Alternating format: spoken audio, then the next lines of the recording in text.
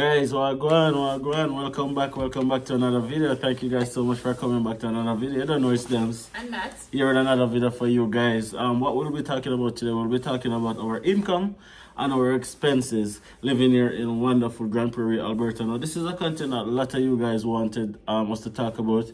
We see the messages on Instagram. And by the way, guys, make sure that you guys are following us on TikTok. Now, if you like this kind of content, what should they do? smash the like button, hit the notification bell. Subscribe and drop a comment. Interact with us. Let us know where you're watching from. We're always very interested in hearing that.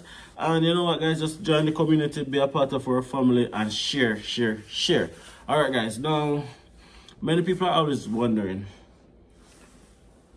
the cost of living, right? About living in Canada. But it's very important to note, guys, that listen, this video is only based on our own experience. We have never lived anywhere else in Canada. We have only lived in Grand Prairie. Now, it's very important to start with that. Now, whilst Alberta is very similar in terms of like the cities of a similar cost of living, we can only talk about Grand Prairie, right?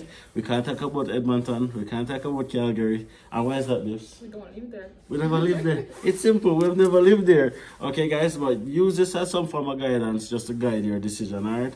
Now, a lot of persons are always wondering how much does person earn here, right? I'm gonna let's talk about this part, about like the income, right? Now, of course, income varies. Skill, low skill, middle skill jobs, stuff like that. Now, luckily, like Nats have done a lot of those guys those jobs. Nats have done low skill jobs, middle skill jobs, and even jobs that require high skill. So, babes, somebody come, right? Of course, they get a low skill job, and a low skill job meaning a cleaning job, probably a stocking shelf job. What kind of income are they looking at? And like a lot of persons who are watching this video right now, babes, so know that they are wondering if they're gonna earn enough to pay them school fee and stuff like that. What would you say? You can earn enough depending on which job you get, because some low skills, depending on the organization, pays good. But an average is like $15, 50 something cents, or $15.90 something cents. Some pay $16 or $17. It depends on the company.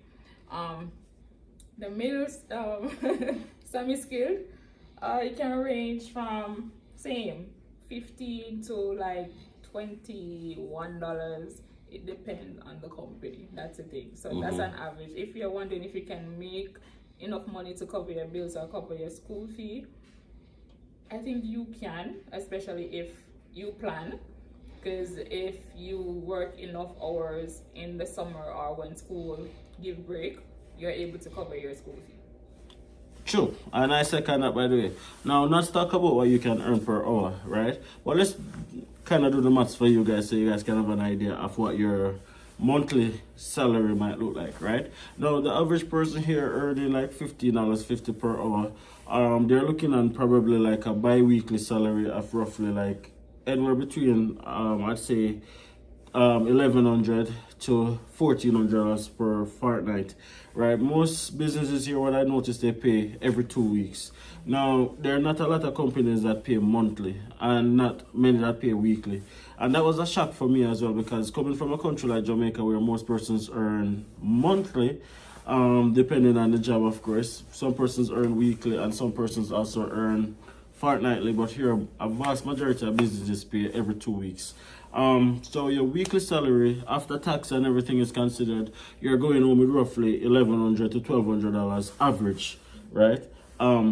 Per fortnight. So times that by 2, you're looking at roughly $2,500 per month. Now this is for low skill, right? And this is for full-time employment. Now, a lot of persons are only able to work part-time. Well, that's going to be changed, we know. But on a part-time salary, you're looking at pretty much probably $800, between $700 to $900 every 2 weeks, right? That's what you're looking on a part-time salary. Now, the higher you go is the more money you earn, right? Obviously, the more tax you pay as well. We're going to get to that this. So, say for example, you are working a semi-skilled job, which of course will pay you like probably $17. $19, $20, $21. You're looking at roughly $1,500 every 2 weeks. $3,000 a month, give and take. Sometimes a little bit more, sometimes a little bit less, right? The more money you earn, the more tax you pay. Do you think they understand that? Yes? No. They won't understand until you actually come here, because they're like, okay, I work with some money, yeah. When you get your paycheck, it's like a chop. It's like a chop, and you're going to scratch your head and you're going to say, which part all of my money gone? But the more you earn is the more taxes you pay. But it's very important to know, guys, that your income will always be enough to cover your expenses, in most cases than not.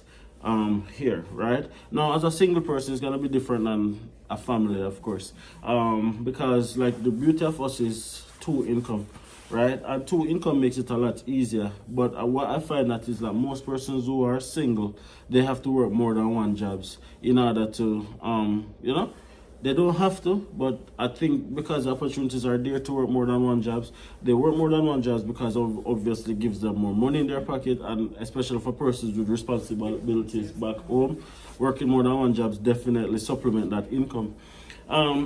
So the higher you go is the more money you'll make. But give and take from what we have identified, the average person here earn anywhere between $2,500 to $4,000 a month. And that is all things considered, after taxes, after every single thing. The higher you go up the food chain is the higher your pocket is gonna look. So it's very important to know that. Ready for talk about expenses? So persons are always wondering like the cost of living, right? But let's break it down by giving an idea of what is our monthly expenses, right? And monthly expenses, we're gonna touch base on the majority of expenses, which is rent, light and water, internet, and probably phone bill, transportation. Yeah. So we're gonna talk about rent, power and gas, water, internet, transportation, and phone bill, right? What does the average rent cost here in Grand Prairie? For an apartment, for like a 1-bedroom, it's like between, depending on where, you can get 1 bedroom, 1 bathroom for $800, $900, depending on where or which rental company. For like a 2-bedroom, 1 bathroom, it's between 1,200 to 1,005. It just depending on. It depends on the luxuriousness of the apartment or the house. So like that, exactly. And even if it's a house, you can get a house. Like our house is like 1,600, and it's a 5-bedroom. So that's not even our own rent. Because So we currently live in a 5-bedroom, 2-bathroom house. We are paying $1,650 per month, which is very, very good, but it's average, right? Now, if you get an apartment, guys, it's gonna be cheaper than getting a house in terms of rental costs. As Nat said, if you can get a 1-bedroom apartment for like $800 to $1,000, a 2-bedroom apartment for like anywhere between $1,100 to $1,300, and 3-bedroom apartment probably for $13 to $15, depending on the prestigeness of the apartment, of course. But if you're getting a house, I think you can get a house like for 15, 14, 16, 17, 18, and probably can cost you over $2,000 as well, depending on what exactly you are looking for. But we're talking about the average expenses for rent, right? Now, I think that Alberta has one of the best rental prices right now, because when we look around the different provinces, when persons reach out to us like, hey, can you check this out for us? Rental cost is usually way more expensive in like provinces like BC, Ontario, not to mention Nova Scotia. We're not even going over there because they have a different category, right? But rental costs here in Grand Prairie, you can rent somewhere applicable for probably $1,100 per month. And even right now, we have friends who move there and they're paying $1,100 per month, inclusive of power and gas and water. The only thing they pay in addition to that is internet. Yeah, it's internet. So there's definitely that to take into consideration. Let's talk about grocery.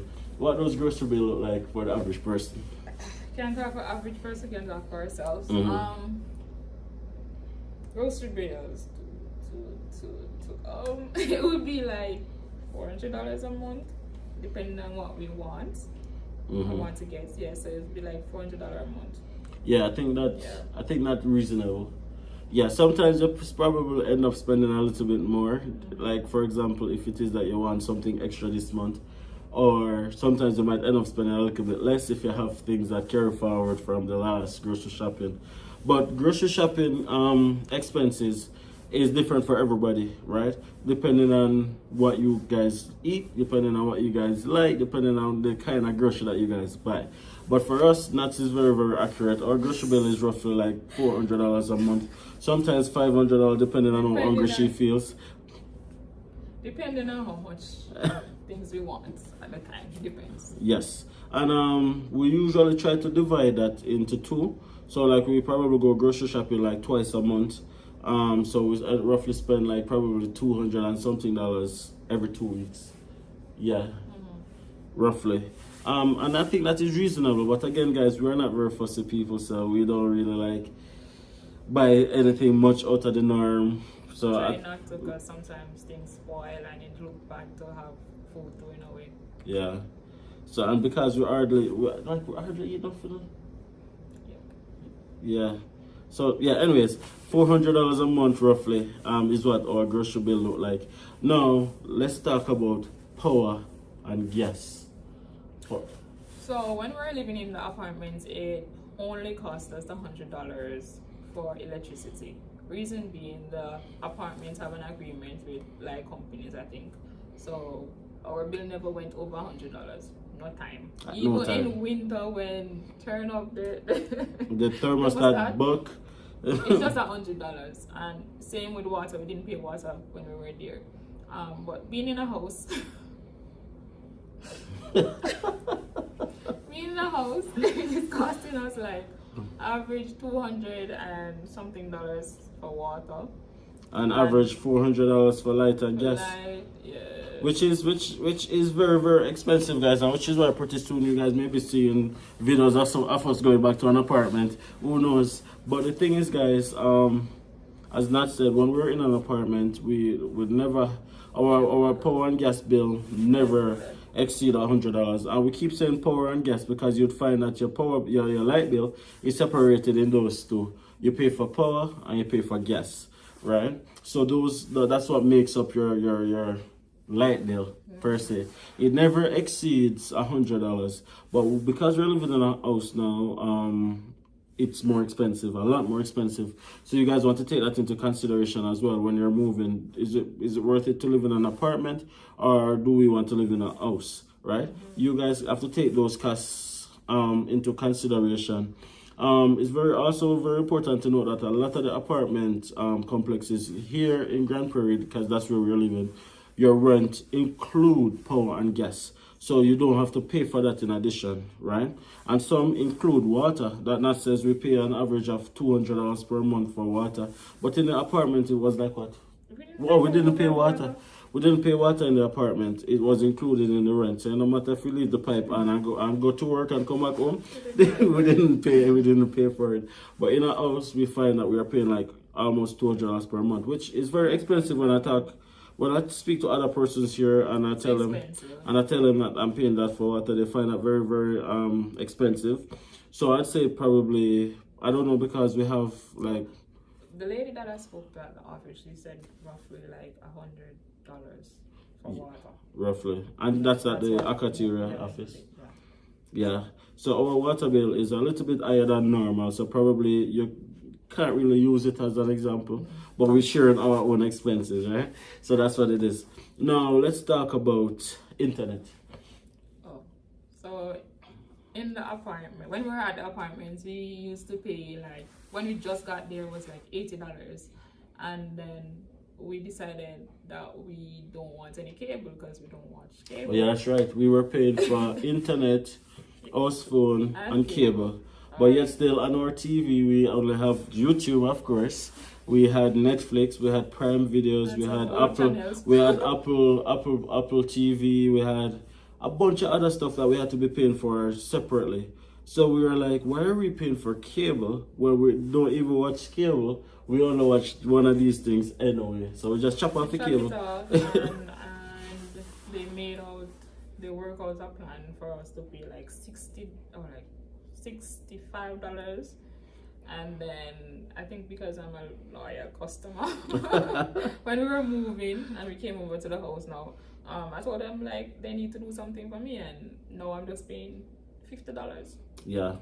So again, some of the apartments complexes, they have arrangement with the internet providers. Not gonna call any name, but you have a major one that is used in northern Alberta.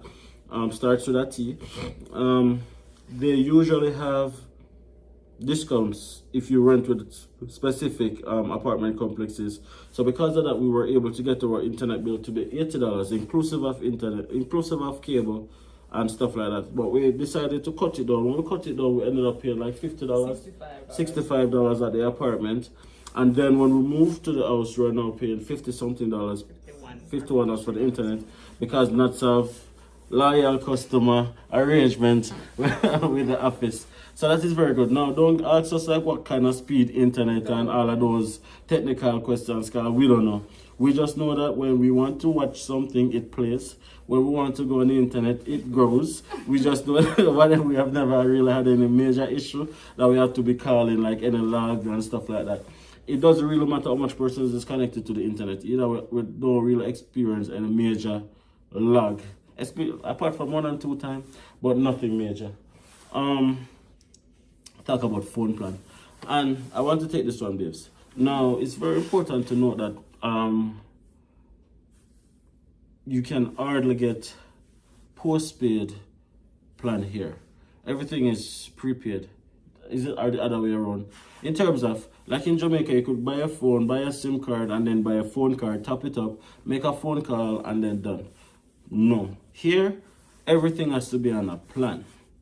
Everything has to be on a plan for the majority of companies, right? Now, you can get a plan that gives you a phone, gives you a SIM card, right? And then gives you like monthly calling, texting, and stuff like that, internet. Or you can get a plan that you already have your phone, and then the only thing you need is for them to call an internet, right? So it depends on what you want. Now, it's very easy to get set up on a phone plan. And this is one of the things that new immigrants usually, I'd say, default on, because of how easy it is. But once you default on it, it's difficult to get another one, right? Now, the average phone plan is going to cost you roughly $100 per line. That's it? Per line, yeah. We're thinking that all things considered based on what we have experienced. Yeah, it costs $100. How much it costs us? It's like, what, the first time? I don't know. It's $80. Yeah, roughly. How far? Cheaper, like $60. You can go down. I think that was back then, but not now. You can't get phone plan for that cheap anymore. Like when we just came, we could have gotten phone plan like for probably $65 per line.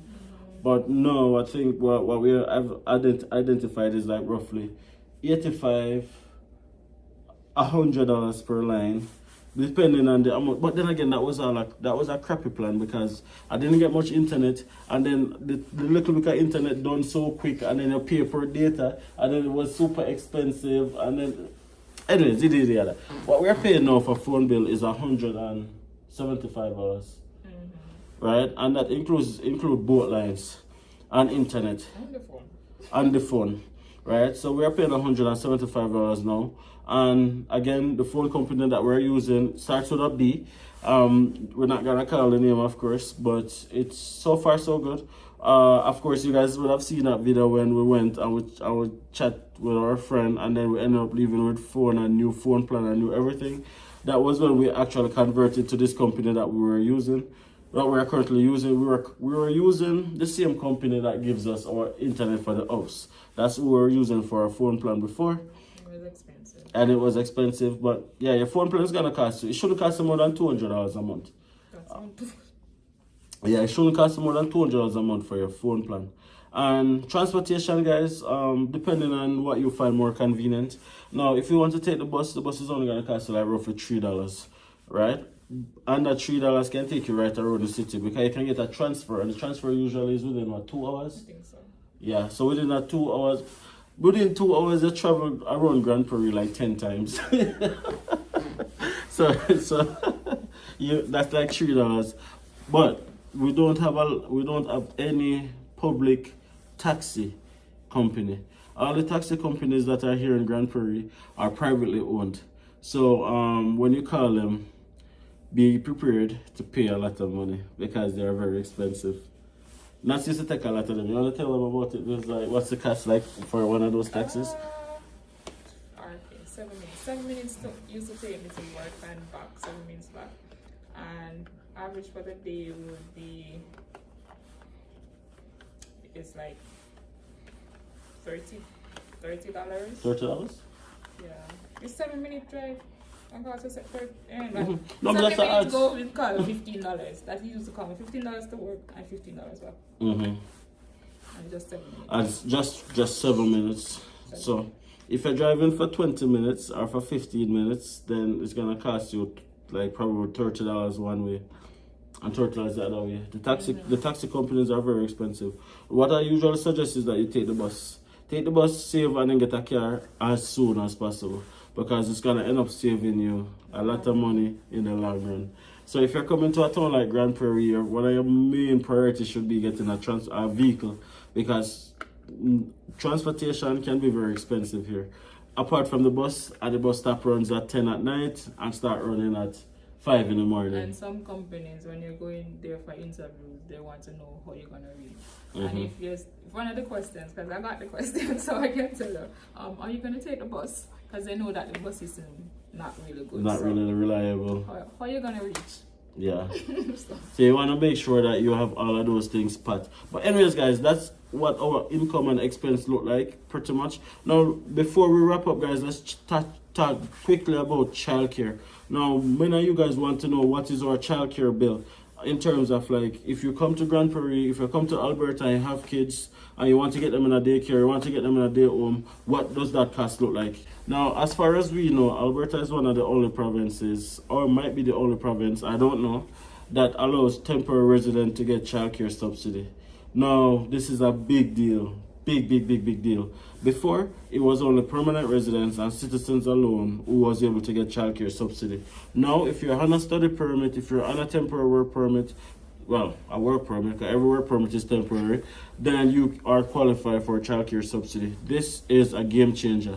Now, what does this mean? It means that if you have one child in a daycare or day home, now our children are in day home, and we prefer day home because it's a smaller space with less kids, right? And especially for Malika, we don't want to put her into that environment that has a whole lot of other children. So we put them in a day home. Now, a day home provider, they are only allowed to have like 6 kids per particular home, right?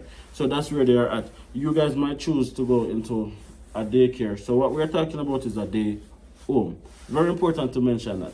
Now, the day home have like full-time, part-time, and casual, usually. Now, in order to be qualified for childcare subsidy, the children has to be in the day home full-time, right? Now, full-time can cost anywhere between $700 to $850 per month, right? Per child. You did hear that right. Anywhere between $700 to $850 per month per child. That is what temporary residents had to pay before being eligible for childcare subsidy. Now that we're eligible for childcare subsidy, there's 2 subsidies that we are qualified for here in Alberta. You have the Alberta Childcare Grant, and then you have the childcare subsidy. Now, the childcare grant gives you $300 credit automatically per month, right? So that $750 now turns to $450 right there, assuming every daycare provider, every day home provider has a different cost. We're talking about the average, right? So right there and then that is cut by $300. And then the childcare subsidy gives you up to $260 additionally per child, which then cuts that again. So if it is that you get both, you are only paying like $200 and something for the entire month for full-time daycare. So that is a game changer. Very important to note, guys, that this is not per family, but this is per child. So if you have a child, if you have 2 children, it would be... Well, it depends on the age as well. Depending on the age as well? So yeah. The subsidy is depending on the age. Mm-hmm. So before being qualified for subsidy, we had to pay $730, $730 for both kids, right? So that's an idea of what childcare is looking like. But anyways, guys, that's enough. Hopefully you guys got some information from this video that can be helpful for your transition.